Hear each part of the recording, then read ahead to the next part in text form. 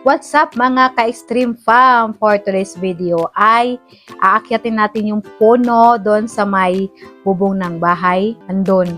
Ba't puno namin yan ha? FYI lang.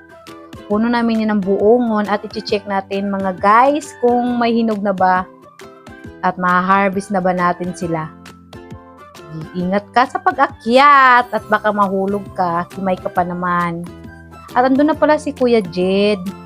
Naglalatag na pala siya ng sako para daw hindi ako mainitan. Useless pa rin dahil nakatapak pa rin ako dito sa bubong. At ang init! Napakainit dyan mga ka-extreme.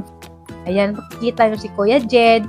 Humihiga pa. Mainit dyan, Kuya Jed. At baka ikaw ay magkasakit. Yun yung mga ka-extreme. Oh, ang ganda.